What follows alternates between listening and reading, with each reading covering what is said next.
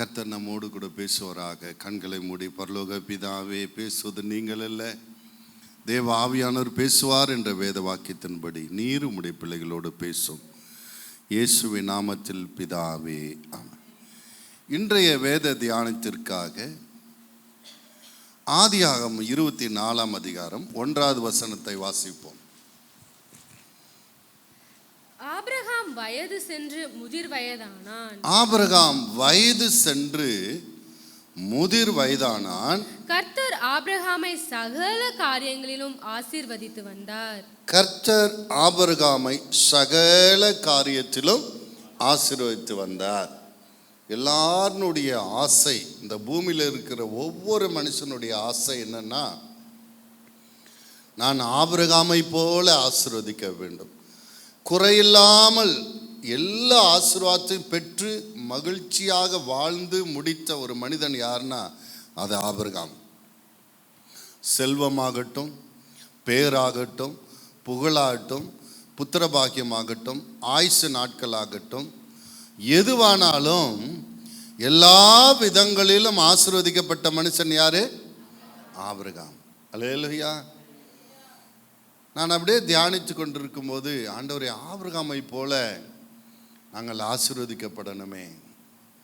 அப்போ ஆண்டவரை உள்ளத்தில் கொடுத்த காரியம், ஆபிரகாமை போல ஆசீர்வதிக்கப்படணும்னா 5 காரியம் உங்கள் வாழ்க்கையில காணப்பட வேண்டும். எத்தனை காரியம்? ஆமாம், 5 காரியம் உங்கள் வாழ்க்கையில் இருந்தால் ஆபிரகாமை போல ஆசீர்வதிக்கப்படலாம். பக்கத்தில் பார்த்து 5 காரியம், வெறும் 5 காரியம்தான். அது இருந்தால் நீங்கள் ஆபிரகாமை போல சகலவற்றில் ஆசீர்வதிக்கப்படலாம். ஈஸி தானே? பார்த்துருவோமா? எக்ஸாம்லாம் எவ்வளோ கொஸ்டின் எழுதுகிறோம் இல்லையா? இது 5 தானே, பார்த்துருவோம் என்னன்னு. அல்லேலூயா. பார்த்தீங்களா, முதல் காரியம், நீங்கள் தேவ சித்தம் செய்கிறவளாக காணப்பட வேண்டும். அல்லேலூயா. ஆபிரகாம் வாழ்க்கையில் 100% அந்த மனுஷன் தேவ சித்தம் செய்கிறவராக காணப்பட்டார். ஆதியாகமம் 12:1 வாசிங்க. கர்த்தர் ஆபிரகாமை நோக்கி, நீ உன் தேசத்தையும் உன் இனத்தையும் உன் தகப்பனுடைய வீட்டையும் புறப்பட்டு நான் உனக்கு காண்பிக்கும் தேசத்திற்கு போ. நான் உன்னை பெரிய ஜாதியாக்கி உன்னை ஆசீர்வதித்து உன் பேரை பெருமைப்படுத்துவேன். நீ ஆசீர்வாதமாய் இருப்பாய். உன்னை ஆசீர்வதிக்கிறவர்களை ஆசீர்வதிப்பேன், உன்னை சபிக்கிறவர்களை சபிப்பேன். பூமியில் உள்ள வம்சங்கள் எல்லாம் உனக்குள் ஆசீர்வதிக்கப்படும் என்றார். இந்த ஆபிரகாம் மூலமாக ஒரு பரிசுத்த சந்ததி பூமியிலே உருவாக வேண்டும் என்பது தேவனுடைய சித்தம். அதற்காக ஆபிரகாம் இடத்துல பேசுகிறார், நான் உன்னை இதற்காக தெரிந்து கொண்டிருக்கிறேன், உன் வாழ்க்கையை நீ ஒப்பு கொடுப்பாயா என்று வேதம் சொல்லுகிறது. ஆதியாகமம் 12:4, கர்த்தர் ஆபிரகாமுக்கு சொன்னபடியே அவன் புறப்பட்டு போனான். ஆபிரகாமுக்கு குறித்து தேவன் ஒரு திட்டம் வைத்திருக்கிறார். என்ன திட்டம்? ஆபிரகாம் மூலமாக ஒரு விசுவாச சந்ததி பூமியிலே உருவாக வேண்டும். ஆபிரகாம், அவனுடைய பிள்ளைகள், அவன் பிள்ளைகள் அந்த வழியாய் கிறிஸ்து பூமிக்கு வர வேண்டும். கிறிஸ்து மூலமாய் இந்த பூமியில ஜனங்களை ரட்சிக்கணும். ஒரு பெரிய திட்டம். அந்த திட்டத்தை ஆபிரகாமிடத்தில் தெரியப்படுத்தும் போது அவன் உடனே கீழ்ப்படிந்தான். அல்லேலூயா. உங்களுக்கும் எனக்கும் கூட தேவனிடத்தில் ஒரு திட்டம் இருக்கிறது. நம்புறீங்களா நீங்க? யூதாசுக்கு ஒரு திட்டத்தோடு பிறந்தான். எதுக்கு சொல்லுங்க? இயேசுவை காட்டி கொடுக்கறதுக்கு. ஸ்நானக யோவான் ஒரு திட்டத்தோடு பிறந்தான். எதுக்கு சொல்லுங்க? இயேசுக்கு முன்னாடி வழியை செம்மைப்படுத்துவதற்கு. அல்லேலூயா. அதே போலதான் இந்த பூமியில பிறக்கிற ஒவ்வொரு மனிதனும் ஒரு திட்டத்தை நிறைவேற்ற பிறக்கிறான். சில நேரத்தில் நம்ம என்ன பண்ணிடுறோம்னா, நம் திட்டம் அறியாத ஓடுகிறோம். சவுலை தேவன் தெரிந்து கொண்டது எதற்காகனா, புறஜாதிகளுக்கு சுவிசேஷத்தை அறிவிக்க, ராஜாக்களுக்கு சுவிசேஷம் அறிவிக்க, இஸ்ரவேல் ஜனத்துக்கு சுவிசேஷத்தை அறிவிக்க, சபையை கட்டுவதற்காக. ஆனால் அவன் என்ன செய்தான்? கிறிஸ்து விசுவாசிக்கிற எல்லாரையும் துன்புறுத்தினான். கர்த்தர் எதற்காக பிடித்தாரோ, தெரிந்து கொண்டாரோ, பூமிக்கு அனுப்பினாரோ அதற்கு மாறாக செல்லும். ஆண்டவர் தமஸ்கு வீதியில் அவனை சந்திக்கிறார். பெரிய ஒளியை வீசுகிறது. கண் பார்வை போயிடுச்சு. இவனுக்கு தெரிஞ்சிருச்சு ஏதோ நம்ம ராங் ரூட்டில் போயிட்டு இருக்கிறோம். சில பேருக்கு சில நெருக்கடி வரும்போது நம்ம உணர்வடையணும். அதான் நீங்கள் ஜெபம், ஆண்டவரே எனக்கு உணர்வுள்ள இருதயத்தை தாங்க. எனக்கு எப்படிப்பட்ட இருதயம்? உணர்வுள்ள இருதயத்தை தாங்க. சில நெருக்கங்கள் வர்றது நம்மளை சரிப்படுத்துவதற்காக.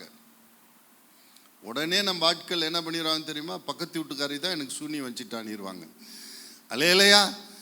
இப்போ ஒவ்வொரு பைசாவும் பெரிய வேள்வியாக இருக்குது. உனக்காக அவன் பணம் செலவழிப்பாங்களா? அலையலையா? உனக்காக நீ பணம் கொடுத்தேன்னா கூட போயிட்டு வர்றதுக்கு ஒரு நாள் ஆகும். நான் எல்லாம் வேணும் வரமாட்டேன்னுவாங்க. அலையலையா? அப்படிப்பட்ட வேகமான காலத்தில் பணம் செலவு பண்ணி, நேரத்தை செலவு பண்ணி உனக்காக பண்ணிகிட்ருக்காங்களா? நீ அவ்வளோ பெரிய ஆளா? நீங்களா அப்படி உங்களை பெருசாக நினச்சிக்கிறீங்க? உங்களுக்கு நெருக்கங்கள் வருது உங்களை உணர்வடைய வைப்பதற்காக.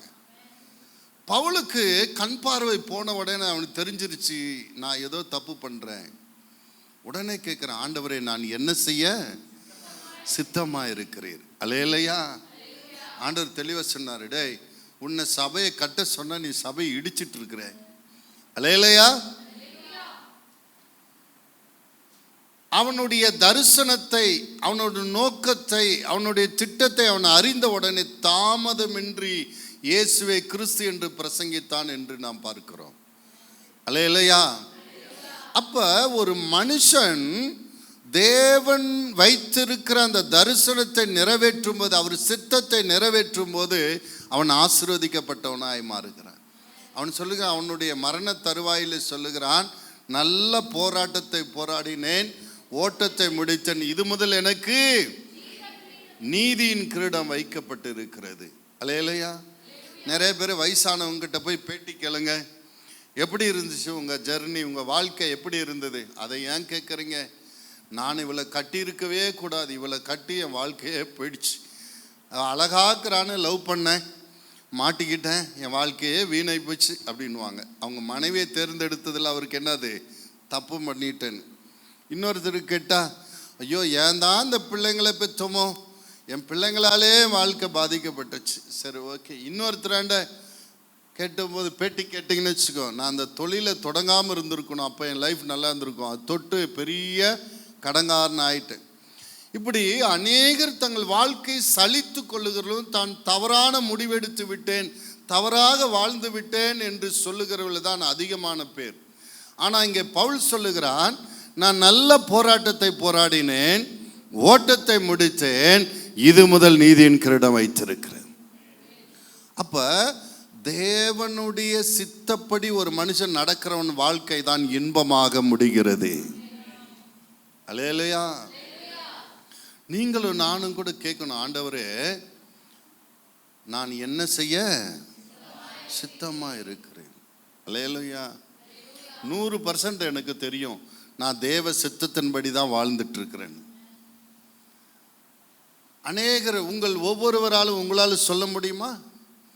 தேவ சித்தப்படி தான் இந்த வேலைக்கு நான் வந்தேன், நான் ஜெபம் பண்ணி அடையாளத்தை கேட்டு தேவ சித்தப்படி தான் இந்த பெண்ணை திருமணம் பண்ணேன், தேவ சித்தப்படி தான் இந்த ஊழியத்துக்கு வந்திருக்கேன், தேவ சித்தப்படி தான் இந்த தொழிலை தொடங்கினேன், தேவ சித்தப்படி தான் இந்த வீட்டை கட்டினேன் சொல்ல முடியுமா? அப்படி சொல்றவங்க எத்தனை பேர்? தேவ சித்தப்படி நடந்து கொண்டிருக்கிறவங்க. அல்லேலூயா. லோத்துவும் ஆபிரகாமும் கானான் தேசத்தில் வாழ்ந்து கொண்டு இருக்கும் போது அவங்க ஆஸ்திகள் பெருகுகிறது. 2 பேரும் சேர்ந்து இருக்க முடியல. 2 வேலைக்காரர்களுக்கு சண்டை. இவன் ஆடு மாடு அதுக்குள்ளே போயிடுது, அவன் ஆடு மாடு இதுக்குள்ளே வந்துடுது. ஒரே இடத்துல இருக்க முடியல.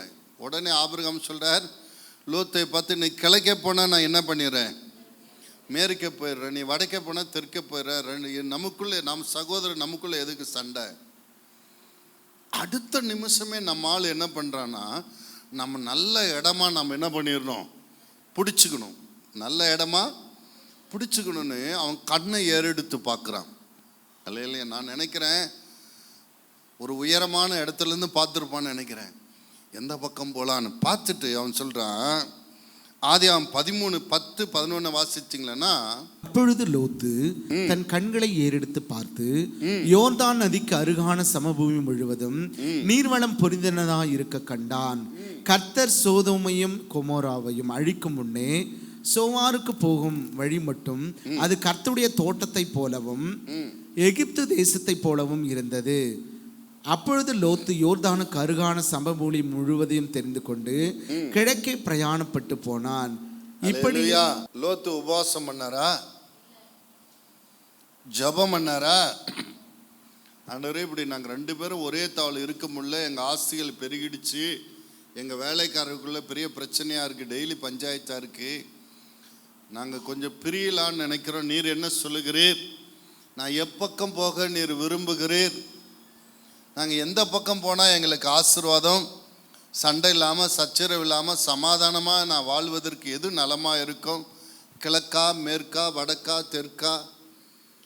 என் சொப்பனத்தில் பேசும் அல்லது தரிசனத்தில் பேசும் அல்லது ஒரு ஊழியக்காரன் மூலமாக எங்களோடு பேசும், எங்களுக்கு சொல்லும். ஏதாவது லோத்து கேட்டாரா? பக்கத்தில் பார்த்து ஏதாவது லோத்து விசாரிச்சாரா? ஆண்டவருடைய விசாரி. முதல்ல அவர் என்ன செய்தார்? தன் கண்களை ஏறெடுத்து பார்த்தார். சோதோம் கொமோரா பட்டணத்தின் பகுதியில் எப்படி இருந்தது? நல்ல செழிப்பா இருந்தது. அவரிடத்தில் இருந்த ஆடு மாடுகளை மேய்க்கிறதுக்கு அது சௌரியமான இடமாய் சமபூமியாய் காணப்பட்டது. பார்த்தீங்களானாக்க 5 பொருத்தமும் அம்சமா இருக்கிற மாதிரி எல்லா பொருத்தமும் அவருக்கு எப்படி இருந்தது? அவருடைய பார்வைக்கு பொருத்தமா இருந்தது. சமபூமியா இருக்கு, பசுமையா இருக்கு, ஏதேன் தோட்டத்தை போல இருக்கு, எகிப்தை போல செழிப்பா இருக்கு.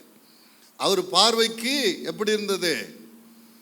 பொருத்தமா இருந்தது. சில பேருடைய பார்வைக்கு திருமணத்தில் தன் துணையை தேர்ந்தெடுக்கிறதுக்கு ஒரு கற்பனை வச்சிருப்பாரு. சினிமா நடிகைகள் எல்லாம் இப்படி இருக்கும், அந்த நடிகை போல மூக்கு இருக்கணும், இந்த நடிகை போல கன்னம் இருக்கணும், இந்த நடிகை போல பல்லு இருக்கணும். அதே போல வந்து நிற்க ஏதாவது ஒன்று மாட்டும்.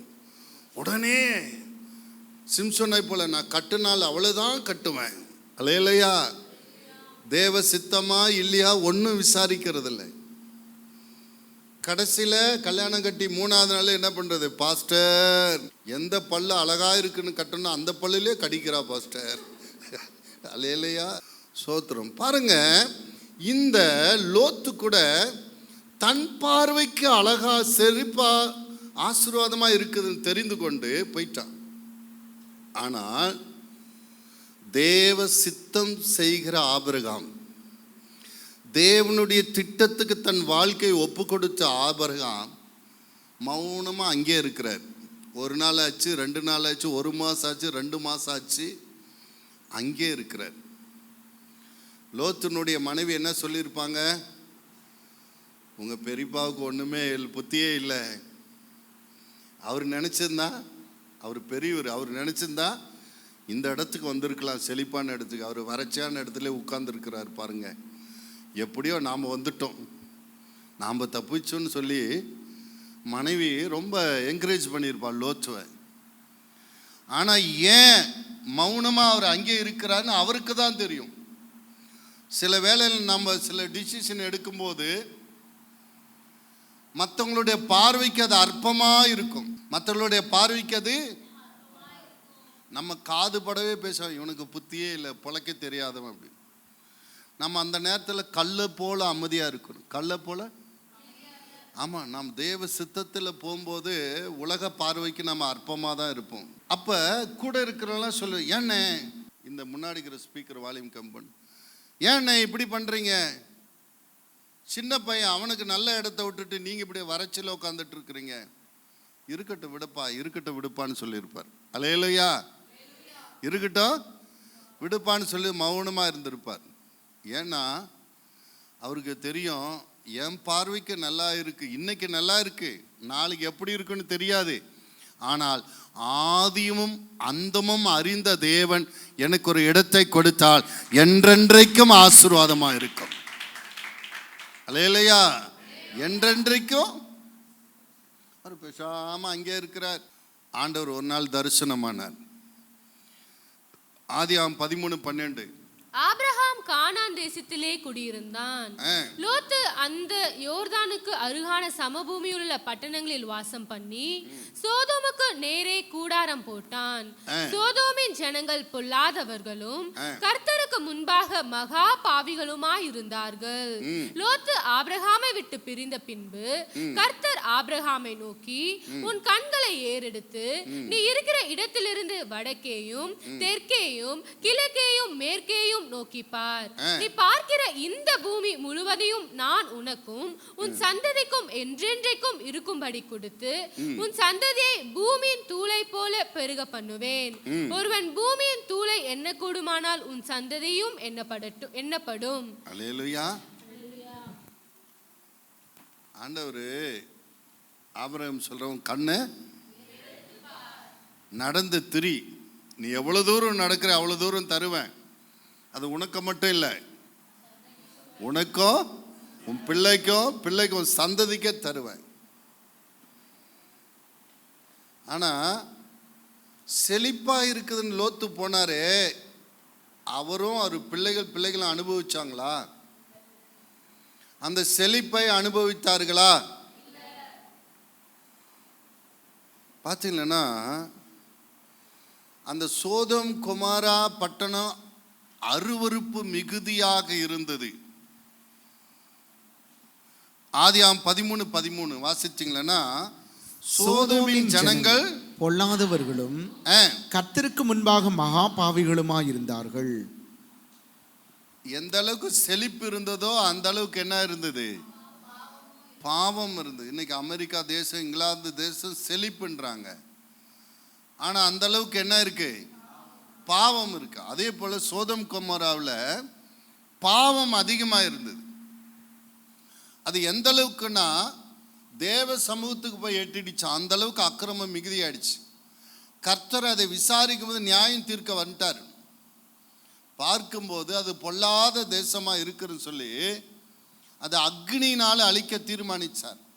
அப்போ லோத்துக்கிட்ட போய் சொல்றாரு, நீ ஒருத்தர் நீதிமானா இருக்கிற, ஆனா நீ தெரிந்து கொண்ட இடம் தான் என்னது சரியில்லை. உன்னோட உயிர் பிழைத்து கொள்ளும்படி நீயும் மனைவி பிள்ளைகளும் இந்த நகரத்திட்டு ஓடிடுங்க அப்படின்னு. பார்த்தீங்களன்னா எல்லாத்தையும் விட்டு, அது அவர் என்ன சொல்ல, திரும்பி பார்க்காம போன்றார். அவன் ஓடும்போது அவருடைய மனைவி, நான் பார்த்து பார்த்து கட்டின வீடு விட்டுட்டு போறேன்னு திரும்பி பார்த்தா உப்பு தூண் ஆயிட்டா. அல்லேலூயா. அவர் மலையில போய் குடியிருக்கிறாங்க. அவங்க இவன் மது போதையில் இருக்கும்போது அவளுடைய பிள்ளைகளோடு தவறான உறவு வைத்து அம்மோன் புத்திரர் மோவா புத்திரர் என்று 2 சாபமான சந்ததி பிறந்தது. பாருங்க, நம்ம கண்ணில் பார்த்து கண்ணு விரும்பினதை மனசு விரும்பினதை செஞ்சா அது முடிவு என்னவா இருக்கும்? சாபமாக தான் இருக்கும். ஆனால் தேவ சித்தத்துக்கு ஒப்பு கொடுத்த ஆபிரகாம், அவனுக்கு ஆசீர்வாதம், அவன் பிள்ளைகளுக்கு ஈசாக்கு ஆசீர்வாதம், யாக்கோப்புக்கு ஆசீர்வாதம், 12 கோத்திரத்துக்கு ஆசீர்வாதம், தாவீது அவன் சந்ததியில் கிறிஸ்து, அவர் மூலமா எனக்கும் உனக்கும் கூட ஆசீர்வாதம். அல்லேலூயா.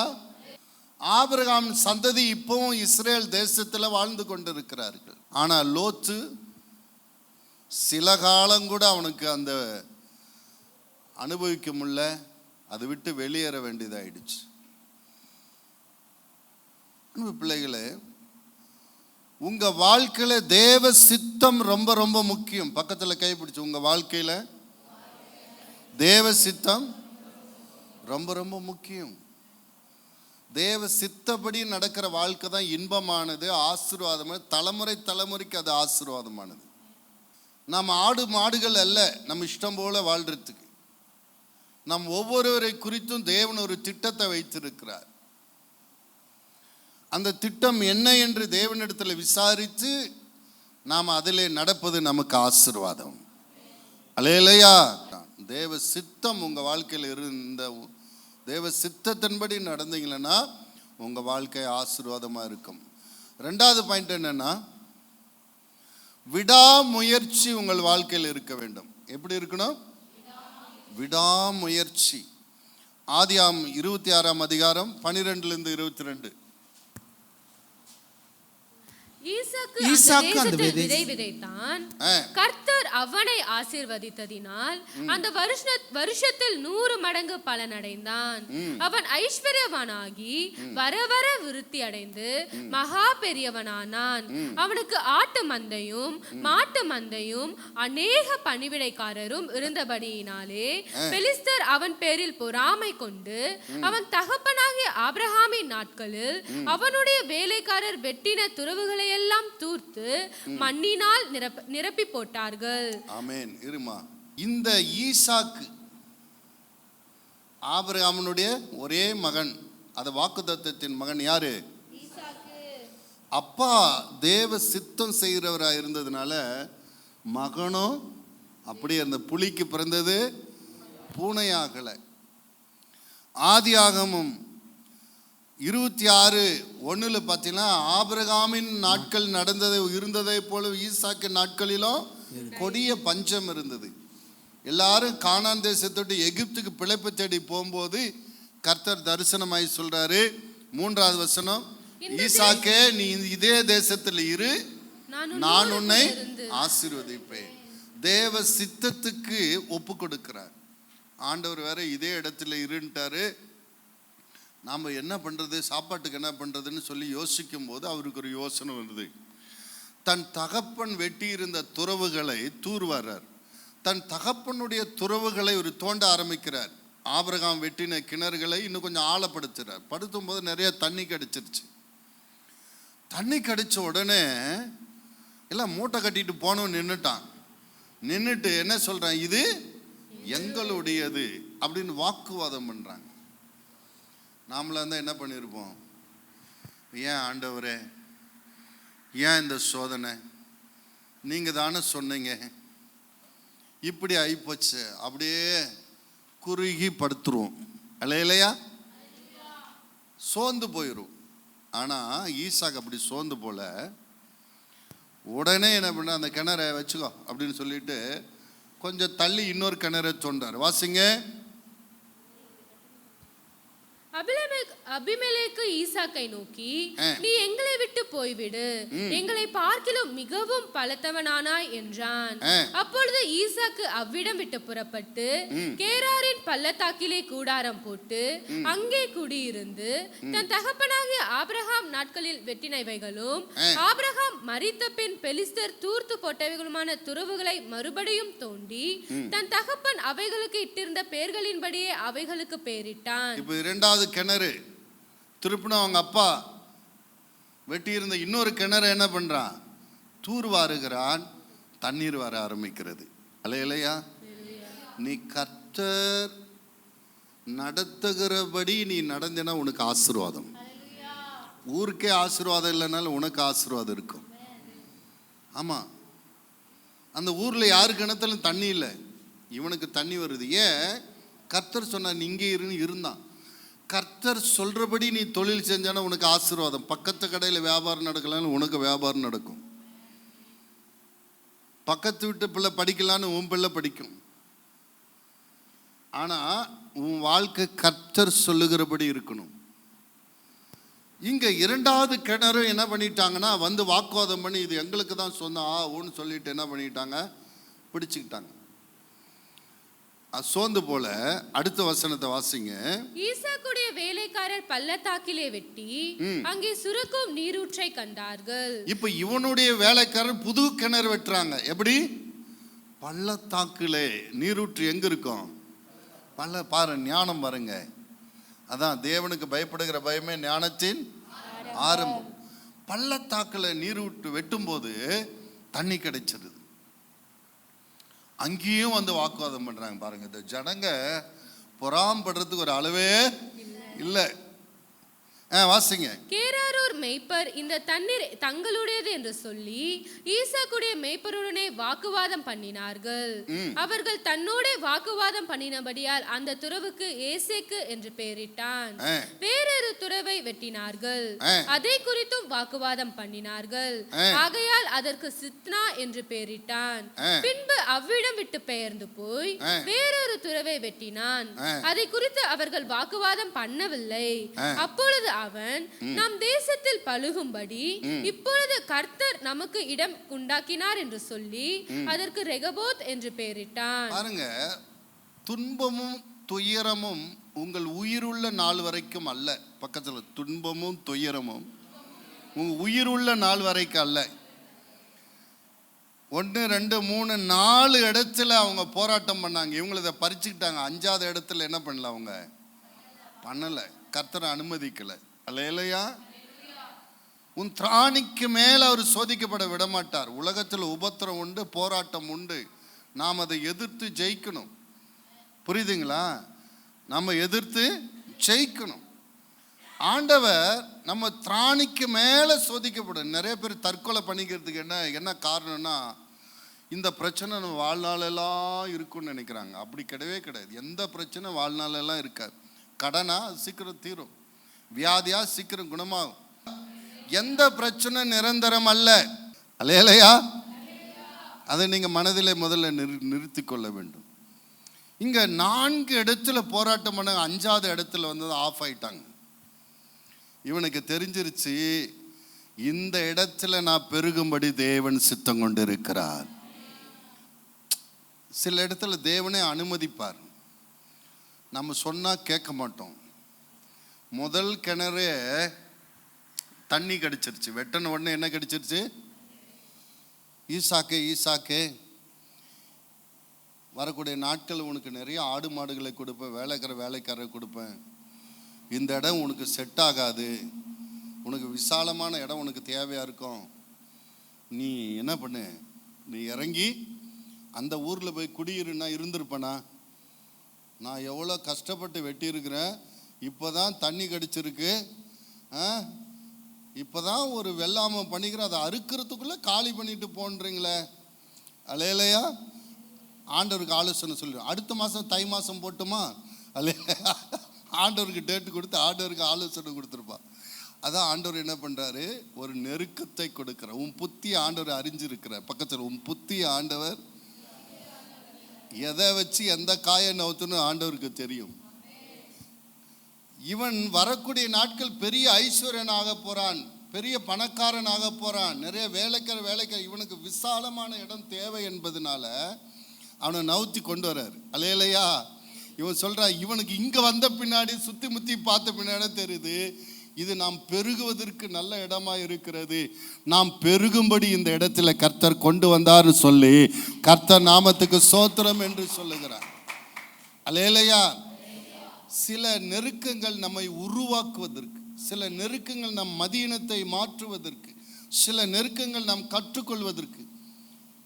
எல்லா நெருக்கமும் நம்மை அழிப்பதற்காக அல்ல. பக்கத்தில் எல்லா நெருக்கமும் நம்மை அழிப்பதற்காக அல்ல. நீதிமானுக்கு நேரிடுவது அத்தனையும் நன்மைக்கே. பக்கத்தில் நீதிமான் நேரிடுவது அத்தனையும். அப்படி நீங்க புரிஞ்சுக்கிட்டீங்களா, ஆண்டவரே அழமாட்டீங்க. அல்லேலூயா. ஏதோ அந்த நெருக்கத்தில் ஒரு ஒரு டிப்ஸ் இருக்கு. உபத்திரத்தில் நம்முடைய பிரமாணத்தை ஏன் ஆண்டவர் இதை அனுமதிக்கிறேன்னா, ஆண்டவர் பிள்ளை இல்லையா, ஏன் அனுமதிக்கிறாரு? அதனாலதான் இவன் தேவ சித்தம்லாம் எவனும் என்ன தொடமுனை எல்லைக்குள்ள வரும், எல்லைக்குள்ள வர இவ்வளோ போராடுறான்னா ஏதோ இருக்குன்னு சொல்லி அவன் பேசாம வாயை மூடிட்டு என்ன பண்ணிக்கிட்டான், நவுந்து நவுந்து நவுந்து நவுந்து போயிட்டே இருக்கிறான். ஏன்னா கர்த்தர் தான் சொன்னார், இதே பட்டணத்தில் இரு உன்னை ஆசீர்வதிப்புன்னு சொன்னார். அவன் அது இருக்கிறான். இருந்தும் கூட பிரச்சனை வருதுன்னா கர்த்தர் ஏதோ செய்ய நினைக்கிறாருன்னு என்ன பண்ணுறான், நவுந்து போயிட்டே இருக்கிறான். ஒரு இடம் வரும்போது யாரும் அந்த எல்லைக்குள்ள கூட வரல. இவ்வளோ தூரம் துரத்திட்டு வந்தானுங்க, இப்போ இங்கே வந்து எவனும் ஒருத்தம் கூட வரமாட்டேன்றாங்கன்னா கர்த்தர் இந்த இடத்துல நான் பெருகும்படி சித்தம் கொண்டு இருக்கிறார். உன்னுடைய வாழ்க்கையில் வருகிற சம்பவத்தை வைத்தே நீ தேவ நடத்துதலை புரிந்து கொள்ள முடியும். பக்கத்தில் உன் வாழ்க்கையில் வருகிற சம்பவங்களை வைத்து தேவன் உங்களை நடத்துகிற விதத்தை புரிந்து கொள்ள முடியும். அல்லேலூயா. விடாமுயற்சி. அந்த கிணறு பிடுங்கினால் இன்னொரு கிணறு வைகி வெட்டுறாரு, இன்னொரு கிணறு பிடுங்கி கொண்டால் இன்னொரு கிணறு வெட்டி எசேக்கு என்று பெயரிடுகிறார், அதையும் பிடுங்கிக்கிறாங்க. இன்னொரு கிணறை விட்டு சித்தனா என்று பேர், அதையும் அவங்க பிடிக்கிறாங்க. இன்னொரு கிணறை விட்டுறாரு, அங்கே யாரும் கிட்ட வரல, அது ரெகபோத் என்று பெயரிடுகிறார். அல்லேலூயா. ஆனால் இவர்கிட்ட எனக்கு பிடிச்சது என்னன்னா தொடர் முயற்சி. பக்கத்தில் தொடர் முயற்சி இருக்கணும். நீ ஆபிரகாமை போல சகலவற்றில் ஆசீர்வதிக்கப்படணும்னா வரும் வாக்குத்தத்தம் மட்டும் பத்தாது. ஈசாக்குக்கு ஆண்டவர் வாக்குத்தத்தம் பண்ண, இதே பட்டணத்தில் இதே தேசத்தில் ஆசீர்வதிப்பன். அந்த வாக்குத்தத்தத்தை பெரிய போர்டு பண்ணி தலைக்கு வச்சுட்டு படுத்திருந்தா ஆசீர்வாதம் கிடைச்சிருக்குமா? தொடர் முயற்சி. இவன் தொடர் முயற்சி பண்ணும்போது கர்த்தர் அவனுக்கு ஆறுதல் படுத்துறாரு. என்ன படுத்துறாரு? வாசிங்க ஆதியாகமம் 26:24. அன்று ராத்திரியிலே கர்த்தர் அவனுக்கு தரிசனமாகி, நான் உன் தகப்பனாகிய ஆபிரகாமுடைய தேவன், பயப்படாதே, நான் உன் கூட இருந்து என் ஊழியக்காரனாகிய ஆபிரகாமின் நிமித்தம் உன்னை ஆசீர்வதித்து உன் சந்ததியை பெருக பண்ணுவேன் என்றார். பாருங்க, இது நல்ல இடமா இருக்கே, இது ரெகபோத்னு பேர் வச்சிருக்கிறோம். கர்த்தர் நமக்கு ஏதோ கொடுத்த இடம் போல தெரியுது. இங்கே மற்ற இடங்களை காட்டில் இங்கே நல்ல புல் மேய்ச்சல் இருக்குது, இங்கே நல்ல கிளைமேட் நல்லா இருக்குது, இங்கே எல்லா கிணத்தோட இங்கே தண்ணி நீரூற்று நல்லா வருது, இது நல்ல இடமா இருக்கும் போல இது யாருன்னா பிடுங்கிக்குவாங்களா அப்படின்னு பயப்படும் போது அன்று ராத்திரியில் சொல்கிறாரு, பயப்படாத, நான் உன்னோடு இருக்கிறேன், நான் உன்னை ஆசீர்வதிப்பேன். நம்மை நடத்துகிற தேவன் நம் தேவன். அல்லேலூயா. ஆசீர்வதிக்கப்பட 5 காரியம் உங்க வாழ்க்கையில காணப்பட வேண்டும் சொன்ன. முதல் காரியம் என்ன? தேவ சித்தம் செய்கிறவர்களாய் நீங்கள் இருக்க வேண்டும். இரண்டாவது, விடாமுயற்சி உங்க வாழ்க்கையில இருக்க வேண்டும். மூன்றாவது, கடின உழைப்பு இருக்க வேண்டும். ஆதியாகமம் 31 அதிகாரம் 38 வசனத்திலிருந்து 42 வரைக்கும். இந்த 20 வருஷ காலமாய் நான் உம்மிடத்தில் இருந்தேன். உம்முடைய செம்மறி ஆடுகளும் வெள்ளாடுகளும் சினையழியவில்லை. உம்முடைய மந்தையின் கடாக்களை நான் தின்னவும் இல்லை. பீருண்டதை நான் உம்மிடத்துக்கு கொண்டு வராமல் அதற்காக நான் உத்தரவாதம் பண்ணினேன். பகலில் களவு போனதையும் இரவில் களவு போனதையும் என் கையில் கேட்டு வாங்கினீர். போதும் இருங்க. யாக்கோபு தன் மாமன் லாபானோடு பேசுகிறான். அல்லேலூயா. தன் தகப்பன் வீட்டுக்கு இரவோடு இரவாக 2 மனைவி பிள்ளைகளை ஆஸ்திகளை எடுத்துட்டு வந்துட்டான், மாமனாருக்கு சொல்லாம. ஏன்னா அவன் முகநாடி, யாக்கோபு நிறைய ஆசீர்வதிக்கப்படுறதுனால அவன் முகநாடி மாறிடுச்சு. எங்க மாமனார் நம்ம கொன்னுடுவானோ பொறாமையிலன்னு சொல்லிட்டு இரவோடு இரவாக புறப்பட்டு வரான். மருமகன் ஓடி போனான்னு தெரிஞ்ச உடனே துரத்திட்டு வந்து பிடிச்சிட்டான். பிடிச்ச உடனே இவன் சொல்கிறான், உன்னை நான் என்ன ஏமாத்திருக்கிறேன்? 20 வருஷமாக நான் என்ன பண்ணேன்? உன்னிடத்தில் வேலை செஞ்சேன், கடா ஒன்றுது நான் சாப்பிடல, களவு போனதெல்லாம் அதுக்கு பதிலாக என்னுடைய ஆடுகளை உனக்கு கொடுத்தேன் அப்படின்னு சொல்லிட்டு அவர் பட்ட கஷ்டத்தை எல்லாம் சொல்கிறாரு. வாசிங்க. இந்த 20 வருஷ காலம் உம்முடைய வீட்டிலே இருந்தேன். 14 வருஷம் உடைய 2 குமார்த்திகளுக்காகவும் 6 வருஷம் உடைய மந்தைக்காகவும் உம்மிடத்தில் சேவித்தேன். 10 முறை என் சம்பளத்தை மாற்றினீர். என் பிதாவின் தேவனாகிய ஆபிரகாமின் தேவனும் ஈசாக்கின் பயபக்திக்குரியவரும் என்னோடு இராமற் போனால் நீர் இப்பொழுது என்னை வெறுமையாய் அனுப்பிவிட்டிருப்பீர். தேவன் என் சிறுமையும் என் கை பிரயாசத்தையும் பார்த்து நேற்று ராத்திரி உம்மை கடிந்து கொண்டார் என்று சொன்னான். அதுல மேல வசனத்துல பார்த்தீங்கன்னா, நான் இரவிலே தூங்கலன்னு, பகலிலே வெயிலும் இரவிலே குளிரும் என்னை பட்சித்தது. நித்திரை என் கண்களுக்கு தூரமாய் இருந்தது. எவ்வளவு கஷ்டப்பட்டிருக்கிறார் பாருங்க, 20 ஆண்டுகள். அல்லேலூயா. நம்ம லேசா சொல்லிடுறோம், ஆண்டவரே யாக்கோப்பை ரெட்டிப்பா ஆசீர்வதித்ததை போல என்ன ஆசீர்வதிங்க ஆண்டவரே, ரெட்டிப்பான ஆசீர்வாதம் கொடுங்க ஆண்டவரே. ஈஸியா கெட்டுறோம். காலுக்கு ஒரு தலகாணி, தலைக்கு ஒரு தலகாணி வச்சுட்டு, ஏசப்பா யாக்கோப்பை போல நான் ரெட்டிப்பாய் ஆசீர்வதி. யாக்கோப்புக்கு கடினமாய் உழைத்தான். அல்லேலூயா. நீங்கள் ஆசீர்வதிக்கப்பட வேண்டும் என்றால் கடின உழைப்பு இருக்க வேண்டும். சில பேர் நல்ல சோம்பேறிங்களாக இருப்பாங்க, நல்லா சாப்பிடுவாங்க, நல்லா தூங்குவாங்க. அல்லேலூயா. சோம்பேறி அவன் விரும்பியும் பெறான், அவன் ஆசை அவனை கொல்லும். பக்கத்து வீட்டுக்காரர் வீடு கட்டிட்டான், அவனு அப்படியே நொந்து போயிடுவான். அல்லேலூயா. வீடு கட்டிட்டாங்களே. ஏன்னா இவனால கட்ட முடியாது. ஏன்னா அவன் கடினமாக உழைச்சா அவன் கட்டுவான், சம்பாரிச்சு. இவன் சோம்பேறி, எப்படி கட்ட முடியும்?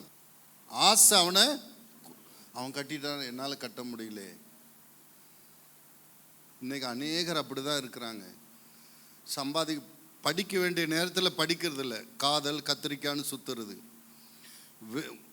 வேலைக்கு போகிற நேரத்தில் வேலைக்கு போகிறது இல்லை, ஊதாரித்தனமாக சுற்றுறது. அப்புறம் ஒரு கல்யாணத்தை கட்டிட்டு உடனே ஒரு குழந்தையும் பெற்றுக்கிறது. பிள்ளைக்கு பால் வாங்க காசு இல்லை. எப்படி வரும் காசு? வாடகை கட்ட முடியல, ஓனர் காலி பண்ண சொல்கிறான். வேறு என்ன சொல்லுவான்? உன் பேரில் வீட்டையே எழுதி கொடுப்பான். அல்லேலூயா. கஷ்டப்படுறது. அதன் காலத்தில் அதை செய்கிறதில்லை. அல்லேலூயா. பக்கத்தில் அதன் காலத்தில் அதை நேர்த்தியாக செய்யணும். படிக்கிற காலத்தில் படிப்பு மேலே கவனம் செலுத்தணும். கண்டிப்பாக உனக்கு ஒரு புருஷன் வருவான், உனக்கு ஒரு மனைவி வருவா. அன்னைக்கெல்லாம் பேசிக்கலாம். அல்லேலூயா. ஆதியாகமம் 32:10 வாசிங்க. அடியேனுக்கு தேவரீர் காண்பித்த எல்லா தயவுக்கும் எல்லா சத்தியத்திற்கும் நான் எவ்வளவேனும் பாத்திரன் அல்ல. நான் கோலும் கையுமாய் இந்த யோர்தானை கடந்து போனேன், இப்பொழுது இவ்விரண்டு பரிவாரங்களையும் உடையவனானேன். கடினமாய் உழைத்தவர்களுக்கு என்ன கிடைத்தது? தக்க பலன் கிடைத்தது. 2 பரிவாரம். 5 காரியம் உங்கள் இடத்துல காணப்படும். 1 தேவ சித்தம், 2 விடாமுயற்சி, 3 கடின உழைப்பு, 4 உங்க வாழ்க்கையில பரிசுத்தம் இருக்கணும். ஆதியாகமம் 39:1-6 பார்த்தீங்கன்னா, யோசேப்பு எகிப்தியருக்கு விற்கப்படுகிறான். போர்த்திபார் என்கிற ஒரு மனிதன் யோசேப்பை விலைக்கு வாங்கி கொண்டு வருகிறான். 20 வெள்ளிக்காசுக்கு வாங்கி கொண்டு அவன் வேலையில் அடிமையாக வீட்டு வேலைக்கு வைக்கிறான், அவன் தோட்ட வேலைக்கு. கர்த்தர் அவனோடு இருந்ததினால், அவன் செய்ததெல்லாம் வாய்த்ததுனால, அந்த போர்த்திபார் அவன் வீட்டில் இருக்கிற எல்லா காரியத்துக்கும் அவனை சூப்பர்வைசர் ஆக்கிட்டார். அல்லேலூயா. அவனால எத்தனை ஆட்கள் இருக்காங்களோ எல்லாருக்கும் மேலே இவனை உயர்த்திட்டார். இவனுக்கு அடிமையாக வந்தவனுக்கு என்ன கிடைச்சிருச்சு? இப்போ உயர்வு கிடைச்சிருச்சு, ஆசீர்வாதம் கிடைச்சிருச்சு. அல்லேலூயா. ஆசீர்வாதம் வரும்போது பாவமும் உங்களை தேடி வரும். ஆசீர்வாதம் வரும்போது என்ன வரும்? பாவம் உங்களை தேடி வரும். வாசிங்க ஆதியாகமம் 39:7-10 வரைக்கும். சில நாள் சென்ற பின் அவனுடைய எஜமானின் மனைவி யோசேப்பின் மேல் கண் போட்டு, என்னுடைய சயனி என்றாள். அவனோ தன் எஜமானுடைய மனைவியின் சொல்லுக்கு இணங்காமல் அவளை நோக்கி, இதோ வீட்டிலே எல்லா என்னிடத்தில் இருக்கிறவைகள் யாதொன்றை குறித்தும் என் ஆண்டவன் விசாரியாமல் தமக்கு உண்டான எல்லாவற்றையும் என் கையில் ஒப்புத்திருக்கிறார். இந்த வீட்டிலே என்னிலும் பெரியவன் இல்லை. நீர் அவருடைய மனைவியா இருக்கிறபடியால் உன்னை தவிர வேறொன்றையும் அவர் எனக்கு விலக்கி வைக்கவில்லை. இப்படி இருக்க நான் இத்தனை பெரிய பொல்லாங்குக்கு உடன்பட்டு தேவனுக்கு விரோதமாய் பாவம் செய்வது எப்படி என்றான். அவள் நித்தம் யோசேப்போடு இப்படி பேசிக் கொண்டு வந்தோம். அவன் அவளுடனே சயனிக்கவும் அவளோட இருக்கவும் சம்மதிக்கவில்லை. ஒரு உயர்வு வரும்போது கொஞ்சம் ஜாக்கிரதையா இருக்கணும். ஊருக்கு 4 பேர் வாழ்ந்து கெட்டவன் இருப்பான், பார்த்துருக்கீங்களா? இவர் ரொம்ப வசதிய வாய்ப்போடு இருந்தவர், இன்னைக்கு ஒன்றும் இல்லாமல் ஆயிட்டாரு அப்படின்னு ஊருக்கு 4 பேர் இருப்பான். அவனான்னு பேட்டி கேளுங்க, ஏன் இந்த நிலைமை உனக்குன்னு. அதான் அவளை தொட்டேன், என் வாழ்க்கை இப்படி ஆகிப்போச்சு, இதை பண்ண அப்படி ஆகிப்போச்சுன்னுவான். அல்லேலூயா. உயர்வு வரும்போது பாவம் உன்னை தேடி வரும். இந்த வாலிப வயசில் என்ன பண்ணுவாங்கன்னா, இந்த நடிகை போல கல்யாணம் பண்ணணும், அந்த நடிகை போல கல்யாணம் பண்ணணும். சில பெண்கள் இந்த நடிகரை போல பண்ணணும், அந்த நடிகரை போல கல்யாணம் பண்ணணும்னு கற்பனையில் இருப்பாங்க. ஆனால் நிஜ வாழ்க்கையில் பார்த்திங்கன்னா அப்படி நடக்காது. ஆனால் இவங்க மனசில் கற்பனை கோட்டை கண்டினியூவாக இருந்துகிட்டே இருக்கும். வசதி வாய்ப்புகள் வரும்போது இவனை எப்படி வீழ்த்துறதுன்னு பிசாசு என்ன பண்ணுவான், கணக்கு போடுவான். கணக்கு போடும்போது தான் இவன் மனசில் ஒரு கற்பனை கோட்டை இருக்கு இல்லையா, கரெக்டாக அதே மாதிரி கொண்டு வருவான். நம்ம நினைத்தபடியே வருகிறது, கூப்பிடாமையே வருகிறது. அநேகர் அங்கே தான் விழுறது. அல்லேலூயா, அங்கே தான் விழுறது. ஆமேன். பாருங்க, இயேசு உயரமான மலை மேலே கொண்டு போய் வச்சு சொல்கிறான், எல்லா ராஜ்யங்களும் காட்டி என்னை சாஷ்டாங்கமாக விழுந்து வணங்கினால் இதெல்லாம் உனக்கு தருவேன். ஆசீர்வாதத்தை இயேசு கிறிஸ்து கேட்டாரா? இவரை வீழ்த்து, இவர் உபவாசம் செஞ்சு ஊழியத்தை தொடங்க போகிற, ஒரு பெரிய காரியம் செய்ய போகிறான்னு தெரியும். இவர் வாழ்க்கையில் ஒரு உயர்வு வரப்போகுதுன்னு தெரியும். அதை காலி பண்ணுறதுக்கு கரெக்டாக கொண்டு வரான். இதெல்லாம் தான் இயேசு கிறிஸ்து தனக்காக வாழாமல் தேவன் தனக்கு வைத்திருக்கிற திட்டத்தை நிறைவேற்ற வாழ்ந்தார். அவர் சொல்றாரு, என் பிதாவின் சித்தத்தை நிறைவேற்றுவது எனக்கு. நாம் இப்படி வழி தப்பி போகாமல் நம்மளை தடுப்பது தரிசனம், தேவ சித்தம். தேவ சித்தம் இல்லாதவங்க ஈஸியாக பிசாசு கமுத்துருவான். இயேசு கிறிஸ்து பாவிகளை ரட்சிக்க வந்தாரே தவிர இங்கே நிலம் வாங்கி ஃப்ளாட் போட வரல. அவருக்கு தெரியும், நான் வந்ததே பாவிகளை ரட்சிக்கிறதுக்கு வந்தேன், எனக்கு எதுக்கு இந்த ஆஸ்திகள் எல்லாம்னு சொல்லிட்டு அப்பளை இப்போ சாத்தானிட்டாங்க. நீங்கள் தேவ தரிசனத்து தேவ சித்தத்தின் நடந்தீங்களன்னா அநேக காரியத்தை நீங்கள் அவாய்ட் பண்ண முடியும். எதுவுமே இல்லாமல் இருந்தீங்களா ஈஸியாக மாட்டிக்குவீங்க. பக்கத்தில் தேவ தரிசனத்தில் தேவ சித்தத்தில் இருந்தீங்களன்னா அநேக காரியத்தை நீங்கள் அவாய்ட் பண்ணிடலாம். எதுவுமே இல்லாமல் இருந்தால் ஈஸியாக மாட்டிக்குவீங்க. அல்லேலூயா. யோசேப்புக்கு ஆண்டவர் ஒரு தரிசனம் கொடுத்திருந்தார். என்ன தரிசனம்? சூரியனும் சந்திரனையும் தன்னை வணங்குகிறதை போல 12 நட்சத்திரத்தையும் தன்னை. அப்போ அவங்க அண்ணன்மார் கேட்குறேன், எங்களுக்கெல்லாம் நீ பெரிய ஆளாக இருப்பா. அவங்க அப்பா அம்மா கேட்குறேன், நாங்களெல்லாம் உன்னை வந்து வணங்கணுமா, நீ அவ்வளோ பெரிய ஆளா அப்படின்னு. அல்லேலூயா. அப்போ ஆண்டவர் எனக்கு ஒரு தரிசனம் வைத்திருக்கிறார், என்னை மேன்மைப்படுத்த போகிறார் என்று அந்த தரிசனத்தை நோக்கி இவன் ஓடிக்கொண்டிருக்கிறான். இப்படி ஒரு பாவம் வந்தாலும் கூட அதுக்கு உட்படலை. இது என்னுடைய உயர்வுக்கு தடையாக இருக்கும் என்று சொல்லி உலகத்துக்கு அது அற்பம். உலகத்தாருக்கு இந்த காரியத்தை சொன்னங்கன்னு வச்சுக்கோங்களேன், ஏண்டா பல நழுவி பால் விழுந்த மாதிரி தேடி வந்து நீ ஏண்டா விட்டனுவான். அல்லேலூயா. ஆனால் தரிசனம் உள்ளவனுக்கு அது பழமும் இல்லை பாலும் இல்லை, அது ஒரு விஷம். அவன் தரிசனத்துக்கு அது தடையாக இருக்கும். அல்லேலூயா. அதனால இவன் என்ன பண்ணிட்டான், அது கீழ் வசனம், அவள் அனுதினமும் நித்தமும் அவள் என்ன செய்யறா, தொந்தரவு பண்றா. அவள் நித்தம் நித்தம் யோசேப்போடு இப்படி பேசிக் கொண்டு வந்தும் அவன் அவளுடனே சயனிக்கவும் அவளோடு சயனிக்கவும் அவளோடு இருக்கவும் சம்மதிக்கவில்லை. இப்படி இருக்கும்போது ஒரு நாள் அவன் தன் வேலையை செய்கிறதற்கு வீட்டுக்குள் போனான். வீட்டு மனிதரில் ஒருவரும் வீட்டில் இல்லை. அப்பொழுது அவள் அவனுடைய வஸ்திரத்தை பற்றி பிடித்து என்னோட சயனி என்றாள். அவனோ தன் வஸ்திரத்தை அவள் கையில் விட்டு வெளியே ஓடி போனான். அல்லேலூயா. கர்த்தர் உயர்வை கொடுக்கிறார். சின்ன ஒரு உயர்வில் சின்ன செல் நீ உண்மையாக இருக்கிறியான்னு ஒரு டெஸ்ட் நடக்கும். வாழ்க்கை எல்லார் வாழ்க்கையில் நடக்கும். இப்போ இருக்கிறத விட அடுத்த லெவல் போகும்போது அவங்க ஒரு டெஸ்ட்டு நடக்கும். நீ டெஸ்ட்டில் ஃபெயில் ஆகிடுனா திருப்பணும் அங்கே ஜீரோக்கு திருப்பணும் வந்துடுவேன். அல்லேலூயா. டெஸ்ட்டில் பாஸ் ஆனால் மேலே. போர்த்திபார் வீட்டில் அங்கே இருக்கிற எல்லாருக்கும் மேலாக இவன் உயர்த்தப்பட்டான். பெரிய எல்லாம் கனத்துக்குரியவனாக மாறிட்டான். அவன் ஓனரே சொல்கிறான், கர்த்தர் உன்னோடு இருக்கிறார்ப்பா, நீ செய்கிறதெல்லாம் நடக்குது, என் மனைவியை தவிர எல்லாம் உன் கையில் தரேன் அப்படின்னு.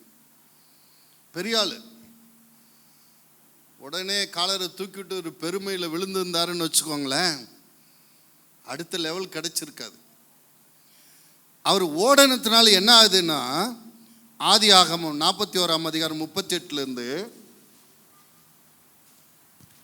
அப்பொழுது பார்வோன் தன் ஊழியக்காரரை நோக்கி, தேவ ஆவியை பெற்ற இந்த மனுஷனை போல் வேறொருவனும் உண்டோ என்றான். தேவ ஆவியை பெற்ற வேறொரு மனுஷன் அவனுக்குள்ள என்ன இருக்கு? தேவ ஆவி. பாவத்தை விட்டு ஓடனேன்னா தேவ ஆவி உனக்குள்ள இருக்கும். பாவத்தில் இருந்தேன்னா பிசாசின் ஆவி உனக்குள்ள இருக்கும். அதான் ரெண்டுத்துக்கு வித்தியாசம். அல்லேலூயா. இவன் பாவத்தை விட்டு ஓடன தேவ ஆவி இருந்தது. தேசத்தில் ஒரு பஞ்சம் வரப்போகுதுன்றதை இவனுக்கு முன்னாடியே தெரிஞ்சிருச்சு. அந்த காரியத்தை ராஜாவுக்கு விளக்கி சொல்லும்போது ராஜா அந்த தேசத்துக்கு அதிபதியாக இவனை உயர்த்துகிறான். வாசிங்க. பின்பு பார்வோன் யோசேப்பை நோக்கி, தேவன் இவை எல்லாவற்றையும் உனக்கு வெளிப்படுத்தி இருக்கிறபடியால் உன்னை போல விவேகமும் ஞானமும் உள்ளவன் வேறொருவனும் இல்லை. நீ என் அரண்மனைக்கு அதிகாரியாய் இருப்பாய். உன் வாக்கின்படியே என் ஜனங்கள் எல்லாரும் அடங்கி நடக்க கடவார்கள். சிங்காசனத்தில் மாத்திரம் உன்னில் நான் பெரியவனாய் இருப்பேன் என்றான். பின்பு பார்வோன் யோசேப்பை நோக்கி, பார், எகிப்து தேசம் முழுமையும் உன்னை அதிகாரி ஆக்கினேன் என்று சொல்லி, பார்வோன் தன் கையில் போட்டிருந்த தன் முத்திரை மோதிரத்தை கலற்றி அதை யோசேப்பின் கையிலே போட்டு மெல்லிய வஸ்திரங்களை அவனுக்கு உடுத்தி பொன் சர்பானியை அவன் கழுத்திலே தரித்து தன்னுடைய 2ஆம் ரதத்தின் மேல் அவனை நேற்றி தண்டனையிட்டு பணியுங்கள் என்று அவனுக்கு முன்பாக கூறுவித்து எகிப்து தேசம் முழுமைக்கும் அவனை அதிகாரியாக்கினான். முதல்ல எதுக்கு அதிகாரியா இருந்தா? போர்த்திபார் வீட்டுக்கு முழுமைக்கு அதிகாரி. அதெல்லாம் அவன் உண்மையா பரிசுத்தமா இருந்ததுனால இப்ப தேசம் முழுவதுக்கு அதிகாரி. கரங்களை தட்டுங்க. பரிசுத்தத்துக்கும் ஆசீர்வாதத்துக்கும் தொடர்பு இருக்கிறது. பக்கத்துல பரிசுத்தத்துக்கும் ஆசீர்வாத தொடர்பு இருக்கிறது. நீ ஊதாரித்தனமாக இருந்தேன்னா ஆசீர்வாதம் உன்னை விட்டு போயிடும். நீ பரிசுத்தமாக இருந்தேன்னா செல்வம் உனக்கும் உன் பிள்ளைகளுக்கும். அல்லேலூயா. நீங்கள் ஆசீர்வதிக்கப்பட 5 காரியம் உங்கள் இடத்துல காணப்படணும்னு சொன்னேன். இப்போ 4 சொல்லியிருக்கேன். என்னென்ன சொல்லுங்க? நீங்கள் தேவ சித்தம் செய்கிறவர்களா இருக்கணும். விடாமுயற்சியோடு செயல்படுகிறவர்களா இருக்கணும். நீங்கள் கடினமாய் உழைக்கிறவர்களா இருக்கணும். பரிசுத்தமாய் வாழுகிறவர்களா இருக்கணும். 5வது, தேவன் மீது விசுவாசம் உள்ளவர்களா இருக்கணும். வாசிங்க. கலாத்தியர் 3:6. கலாத்தியர் 3:6. அப்படியே ஆபிரகாம் தேவனை விசுவாசித்தான், அது அவனுக்கு நீதியாக எண்ணப்பட்டது. எப்படி விசுவாசித்தான் தெரியுமா? எபிரேயர் 11:8. தான் போகிற இடம் இன்னதென்று தெரியாமல் கர்த்தர் சொல்றார், நீ கானான் தேசத்துக்கு போ, நான் உன்னை ஆசீர்வதிப்பேன்னு. கர்த்தரை எப்படி நம்புறான் பாருங்க. விசுவாசத்தினாலே ஆபிரகாம் தான் சுதந்திரமாக பெறப்போகிற இடத்திற்கு போகும்படி அழைக்கப்பட்ட போது கீழ்ப்படிந்து தான் போகும் இடம் இன்னதென்று அறியாமல் புறப்பட்டு போனான். அல்லேலூயா. ஃபுல் நம்பிக்கை. கடவுள் மேல என்னை ஆசீர்வதிப்பார். அல்லேலூயா. கர்த்தர் ஆசீர்வதித்தா அதனோட வேதனை இருக்காது. உன்னுடைய புத்தி யுத்தியெல்லாம் யூஸ் பண்ணி லோத்துவை போல எங்கே இருக்குதுன்னு பார்த்து உன் மனசும் கண்ணும் விரும்பினபடி ஆசீர்வாதத்தை தேடனேனா அதனோட வேதனை உண்டு. அல்லேலூயா. உன்னுடைய ஆசீர்வாதத்துக்கு நீ கர்த்தரையே நம்பி இருக்க வேண்டும். நீங்க ஜெபிக்கணும். வேதம் சொல்லுகிறது, நீதிமொழி 28:25, கர்த்தரை நம்புகிறவன் செழிப்பான். வானம் அவருடையது, பூமி அவருடையது, வெள்ளியும் பொன்னும் கர்த்தருடையது. ஒருவனை பெரியவனாக்கும் தாழ்த்தவும் அவரால் முடியும். அவர் மேல நம்பிக்கை வச்சு ஜெபிக்கணும். ஆண்டவரே கேளுங்கள் உங்களுக்கு கொடுக்கப்படும் சொன்னீங்களே, என்னை ஆசீர்வதிங்க அப்பா அப்படின்னு சொல்லி நீங்கள் ஜெபிக்க வேண்டும். பெற்றுக்கொள்வோம் என்று நீங்கள் விசுவாசித்து ஜெபிக்க வேண்டும். யாக்கோபு 1:6-8. ஆனாலும் அவன் எவ்வளவாகிலும் சந்தேகப்படாமல் விசுவாசத்தோடே கேட்க கடவன். சந்தேகப்படுகிறவன் காற்றினால் அடிபட்டு அலைகிற கடலில் அலைக்கு ஒப்பாயிருக்கிறான். அப்படிப்பட்ட மனுஷன் தன் கர்த்தரிடத்தில் எதையாகிலும் பெறலாம் என்று நினையாதிருப்பானாக. ஆமென். ஆண்டவர் ஆசீர்வதிப்பாரா? ஆசீர்வதிக்க மாட்டாரா? இந்த அலப்பாஞ்சிட்டு இருந்தா ஒண்ணுமே கிடைக்காது. மார்க் 11:24 சொல்லுது, பெற்றுக்கொள்வோம் என்று விசுவாசிங்க, உங்களுக்கு கொடுக்கப்படும். வாசிங்க. ஆதலால் நீங்கள் ஜெபம் பண்ணும்போது எவைகளை கேட்டுக்கொள்வீர்களோ அவைகளை பெற்றுக்கொள்வோம் என்று விசுவாசியுங்கள், அப்பொழுது அவைகள் உங்களுக்கு உண்டாகும் என்று சொல்லுகிறேன். அல்லேலூயா. ஐந்தாவதாக விசுவாசத்தோடு கூட காணப்படும் ஜெப வாழ்க்கை உங்களிடத்தில் காணப்படும். நல்லா ஜெபிக்கிற மனுஷனாக இருக்கணும். நீங்கள் ஜெபித்து ஜெபித்து விசுவாசித்து தேவனிடத்தில் பெறணும். விசுவாசம் இல்லாமல் வருகிறது அத்தனையும் பாவம். ஒரு லிட்டர் பாலில் ஒரு துளி விஷத்தை கலந்தா என்ன ஆகும்? எல்லாமே கெட்டுப்போம். அதே போல தான் தேவன் கொடுக்குற ஆசீர்வாதத்தில் சாத்தான் ஒன்று தூக்கி போடுவான், இந்த எனதையும் ஒன்று வச்சுக்கோ அப்படின்னு. அதனால என்ன ஆகுனாக்க எல்லாமே கொலாப்ஸ் ஆகும்.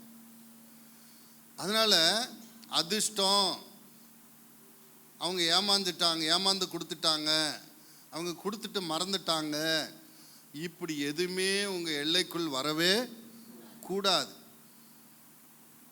தேவ தரிசனத்தின் பிரகாரம் நீங்கள் நடக்கணும். விடாமுயற்சியோடு இருக்கணும், கடினமாக உழைக்கணும், பரிசுத்தமாக இருக்கணும், ஜெபித்து விசுவாசத்தோடு தேவனிடத்தில் பெறணும். அல்லேலூயா. நான் 5 காரியம் சொன்னேன். ஆபிரகாமை போல ஆசீர்வதிக்கப்பட நமக்கு என்ன வேணும்? 5 காரியம் வேண்டும். 1 தேவ சித்தம், விடாமுயற்சி, கடின உழைப்பு, பரிசுத்தம், விசுவாசம். எத்தனை பேர் உங்களை ஒப்பு கொடுக்குறீங்க இந்த 5 காரியத்துக்கு? அப்படியே நீங்க எழும்புங்க, எழும்பி நின்று அல்லேலூயா. ஆண்டவரே, நான் என்ன செய்ய சித்தமா இருக்கிறேன்? 2 கையை உயர்த்து கேளுங்க. ஆண்டவரே, நான் என்ன செய்ய சித்தமா இருக்கிறேன்?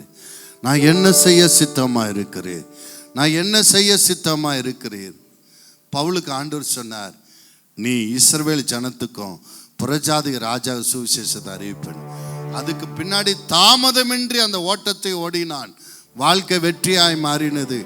சகோதரா சகோதரி, இந்த அதிகாலையில் வந்திருக்கிற ஆசீர்வாதத்தை தேடி வந்திருக்கிற நல்லது. நீ தேவ சித்தத்தின்படி உன் வாழ்க்கை அமைத்து ஒரு நல்ல ஓட்டத்தை ஓடும்போது நீ நிச்சயமாய் ஆசீர்வதிக்கப்படுவாய். ஒருவேளை நீ தவறான பவுல் ஒரு தவறான வழியில அவனை கட்டுவதற்காக தெரிந்து கொண்டார். அவனோ இடிக்கிறவனாய் காணப்பட்டான். அவனுடைய அறியாமை, உன்னுடைய அறியாமையினால உன் ஓட்டத்தை தெரியாமல் தவறாய் ஓடுகிறாயா?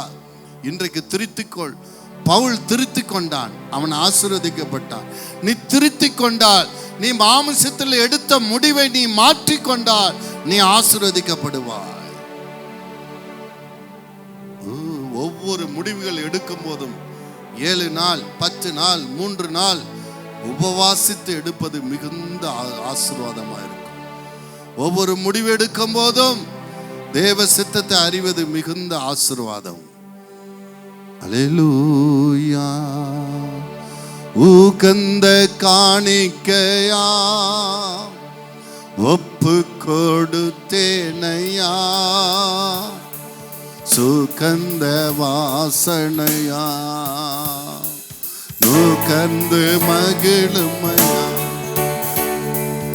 உகந்த காணிக்கையா ஒப்பு கொடுத்தேனையா, சுகந்த வாசனையா நுகர்ந்து மகிழுமையா. வேண்டாத பலவீனங்கள் ஆண்டவா முன்வைக்கிறேன். வேண்டாத பலவீனங்கள் ஆண்டவா முன்வைக்கிறேன். மீண்டும் காலை தூக்காமல் மாண்டு மடியட்டும். மீண்டும் தலை தூக்காமல் மாண்டு மடியட்டும். உகந்த காணிக்கையா ஒப்பு கொடுத்தேனையா, சுகந்த வாசனையா உகந்த.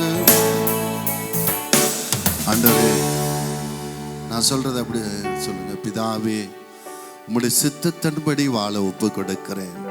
நான் விடாமுயற்சியோடு செயல்பட ஒப்பு கொடுக்கிறேன். கடினமாய் உழைக்க ஒப்பு கொடுக்கிறேன். பரிசுத்தமாய் வாழ ஒப்பு கொடுக்கிறேன். உம்மையே நம்பி வாழ ஒப்பு கொடுக்கிறேன். ஆபிரகாமை போல என்னை ஆசீர்வதியும்.